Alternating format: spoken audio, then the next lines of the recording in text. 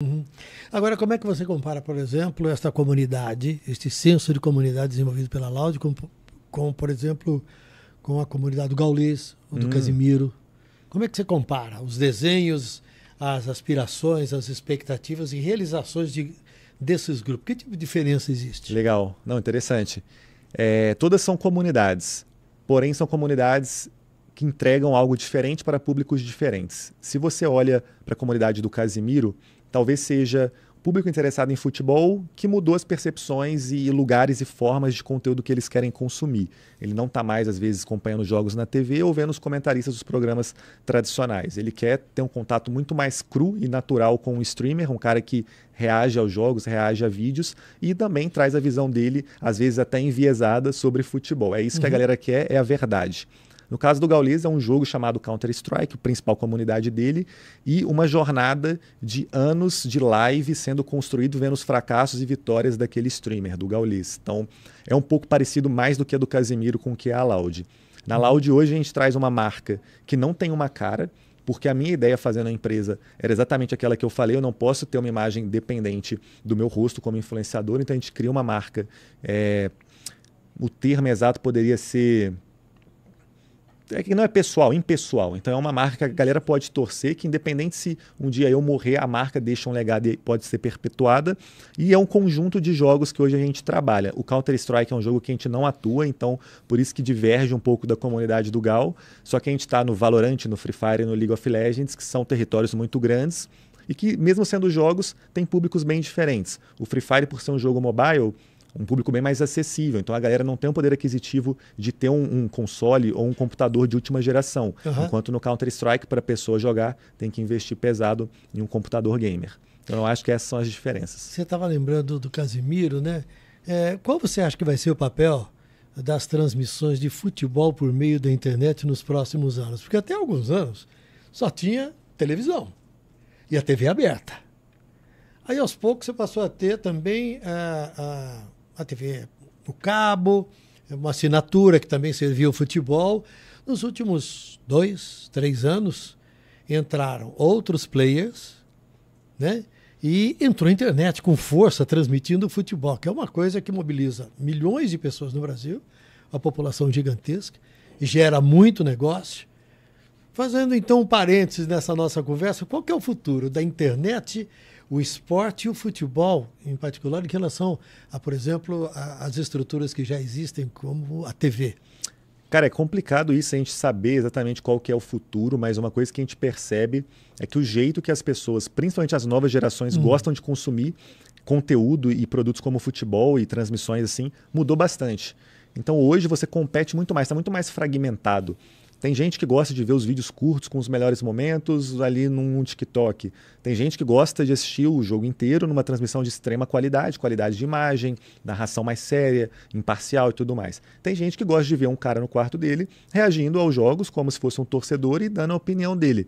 Então eu acho que para o futuro vai ser muito mais on demand do que é hoje. A gente vai ter muito mais os direitos dos jogos principais, competições descentralizados, e provavelmente novas propriedades intelectuais com novos formatos de competição que hoje nem existem.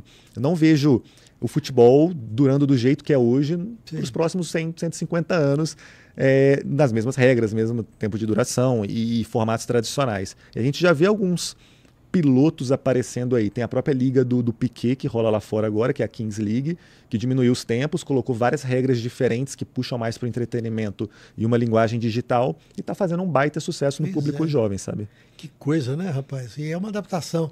Agora, uma opinião absolutamente pessoal. Eu que tenho uma vida formada na televisão, né? Hoje fico vendo algumas transmissões pela internet, eu fico achando que tem narradores da internet imitando os caras da TV aberta. Um quer ser o outro, então. Aí eu falo assim, cara, mas peraí, eu não estou entendendo mais nada. Esse fim de semana mesmo eu estava assistindo um jogo e falava assim, cara, mas tá parecendo TV aberta. Mas eu reparei isso também, e isso eu acho que está sendo um erro.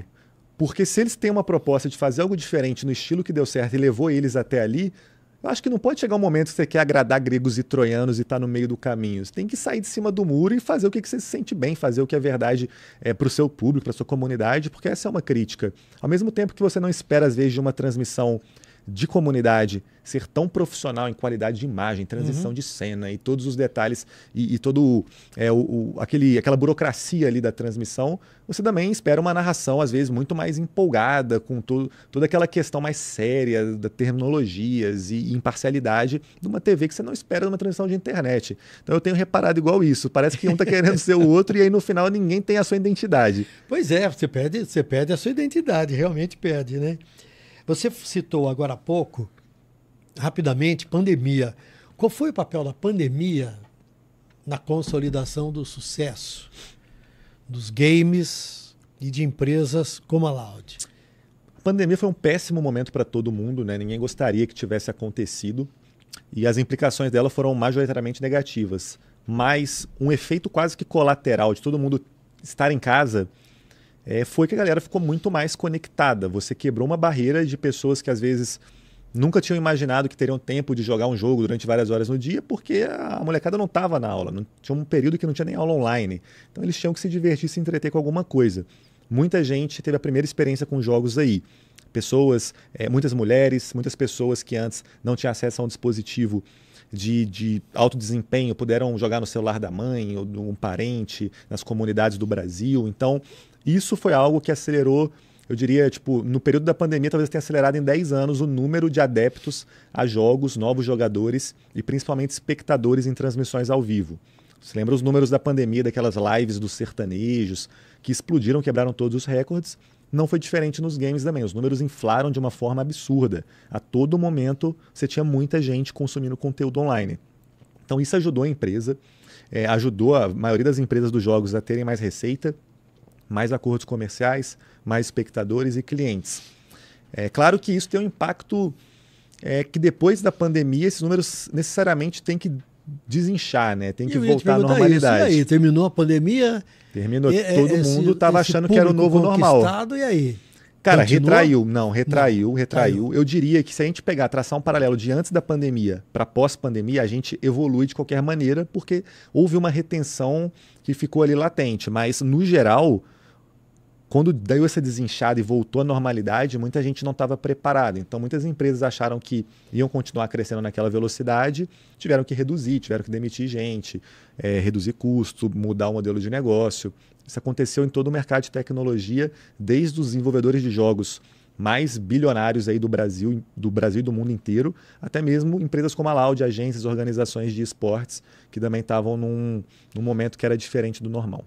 Esse fenômeno, né, dos artistas fazendo live e serem acompanhados por tanta gente. A hora que terminou a pandemia, as pessoas voltaram para os teatros para querer ver artista ao vivo, né? Cara, isso no impactou. Caso do mundo artístico, né? Hoje os shows se repetem a toda hora, a todo canto e estão lotados todos. Isso impactou muito a gente, né, que vive nesse digital, porque hoje a gente volta a competir com os festivais de música como entretenimento, né? Um torneio de games muitas vezes compete com um Rock in Rio, com um Lola, com eventos assim tradicionais. Então muita verba que estava vindo durante a pandemia, naquele boom do metaverso, para o mundo dos jogos, agora volta a ser distribuída. Uma parte fica nos jogos, mas a outra parte está nos festivais de música, shows e Fórmula 1, corrida, tudo mais, sabe? E aumentaram as competições diante desta visão de que a gente pode crescer muito mais, por um lado. Por outro lado, você tem um monte de festivais agora, porque surgiram novos festivais que reúnem multidões em diferentes países e se repetem a cada 2 meses. Tem um grande festival, por exemplo, em São Paulo, e tem grandes shows em outros lugares do Brasil. E o número de competições e de reuniões das comunidades de gamers aumentou também para aproveitar o crescimento ou não? Cara, não diria que aumentaram, mas uma coisa que aconteceu, e eu não sei necessariamente se é reflexo da pandemia, é que aconteceu um movimento nos últimos anos que está vindo uma grande competição mundial de games e esportes lá na Arábia Saudita. Então, em Riad, eles estão organizando um torneio que chama Esports World Cup, que é a Copa do Mundo dos Esportes. Começou a ser divulgada há uns 2 anos, não sei se foi um reflexo da pandemia, de verem esse mercado como oportunidade, mas eles estão fazendo um movimento parecido com o que eles fazem no futebol tradicional. Eles querem trazer essa vertical do entretenimento para lá, para ser o centro, o ponto focal, o ponto a capital do mundo desse território também para os games. E é uma baita competição, vai estar rolando esse mês e mês que vem, e todo ano ela vai se repetir. Então, é um fenômeno recente que mostra o crescimento do mercado com uma competição com investimento de valor absurdo, absurdamente alto. E aí você pega a Arábia Saudita tentando mudar a imagem, tentando se vender para o mundo de uma outra maneira. Então, ela bota a grana mesmo, e grana não falta, né? Grana se não abre falta. a torneira, sai dólar da torneira. Eles conseguem o que eles quiserem ali, enquanto eles conseguirem trabalhar na extração lá, de petróleo e tudo mais, eles fazem o que eles quiserem. Então, assim, existem algumas questões que eles tentam, que parece que tentam fazer um washing ali com futebol, com games, entretenimento no geral, mas não deixam de estar fomentando de uma maneira absurda o nosso mercado, que precisa de investimento. O nosso mercado hoje ainda precisa de muito investimento até para se tornar sustentável, que não é um modelo de negócio que opera hoje em margens de lucro altíssima. Os times são muito caros, os salários são muito altos, os jogadores ganham muito, e quanto mais eles vencem, times dos Estados Unidos e da Europa querem aliciar e levar esses jogadores para trabalhar lá também. Então a gente tem que estar envolvido nesse tipo de competição para conseguir fazer o negócio rodar. O negócio dos games no Brasil, então, partindo disso que você acabou de falar, tem condições de crescer? Com certeza. Eu acho que a gente está só no começo. Agora, com mais gente entendendo o mundo dos jogos, tendo mais acesso à internet, que no Brasil era uma limitação até pouco tempo atrás, para jogar um jogo tem que ter uma internet de alta qualidade. Hoje se torna mais acessível, o preço dos equipamentos cada vez cai mais. Então, um celular que roda praticamente qualquer jogo, hoje no Brasil já é muito mais acessível que há 5 anos atrás. Então a tendência é que isso só cresça. Fora a inteligência artificial e várias empresas no Brasil que fazem um trabalho bem feito e podem fomentar o cenário muito mais, vão acelerar essa crescente. Então o mercado no geral cresce. Quando você fala em fomentar, você está falando em publicidade ou você está falando em desenvolvimento? Em tudo. Em tudo. Em tudo. A inteligência artificial, por exemplo, e as novas iniciativas que rolam, desde o esportes, quando eu consigo entender o comportamento do time adversário que vai enfrentar a Loud, quais são os costumes dele dentro dos históricos das últimas centenas de partida, para mudar minha estratégia e conseguir ter um resultado melhor, até o jogo que eu estou jogando, que às vezes demora 5, 6 anos para sair uma sequência de um jogo de alta qualidade. Com a inteligência artificial você consegue modelar os cenários e comportamento de personagem de uma forma muito mais rápida e acelerada e lançar os mesmos jogos em um tempo 4 vezes maior ou 5 vezes maior. Então isso vai acontecer e vai fazer o mercado crescer muito. E aí nós tivemos a entrada de publicidade de players aí poderosos, né? Por exemplo, a Loud tem que patrocinador? Tem banco? Tem tudo, cara. A Loud hoje, o uniforme dela tem um peso muito grande se comparar até a esportes tradicionais. Então hoje a gente tem, cara, Itaú, Samsung, Boticário. Aí, ó, esse uniforme é antigo ainda, mas a gente tem Itaú, Samsung, Boticário, Mentos, Snickers, que é um chocolate, né? Mentos é bala. E isso são patrocinadores do ano inteiro, que estão juntos com a gente ali a todos os momentos. E ao longo do ano, várias ativações pontuais com outras marcas também. O que essas marcas descobriram nos games? Eles perceberam... Pra chegar e ficar. Então eles perceberam, o Itaú está com a gente agora, vai ir para o 4º ano de parceria, então desde o 1º para o 2º ano de empresa já está com a gente. Eles entenderam que é um território onde eles podem rejuvenescer a base deles. Então vem de um momento de um banco que tem uma história absurda, 100 anos de vida, competidores que entendem esse universo e nasceram nesse universo digital, geração Z conectado, eles precisam ter interlocutores e embaixadores para ajudarem eles nessa briga, né? E a Loud é um asset perfeito. A gente nasceu já nesse mundo, a gente se conecta com uma audiência jovem, uma audiência que às vezes nem tomou a primeira decisão quanto à bancarização ou escolha de produtos no geral. Ele está começando a entender as preferências de consumo dele. E essa geração, daqui a 3, 4 anos, já vai ser a maior parte da população consumidora do Brasil. Então é muito importante as marcas entenderem para quem entrar nos games. E isso se prova. Quando a gente roda uma campanha, uma pesquisa na nossa base, por exemplo, de reconhecimento de marca ou de outras métricas assim, a gente percebe Itaú no começo da parceria com uma posição e no ano passado com uma posição muitos pontos percentuais acima frente aos concorrentes. Então o resultado dentro da nossa base de consumidores e de seguidores está sendo provado. Por isso que a gente cada vez mais traz mais marcas e tem um trabalho bom com eles também.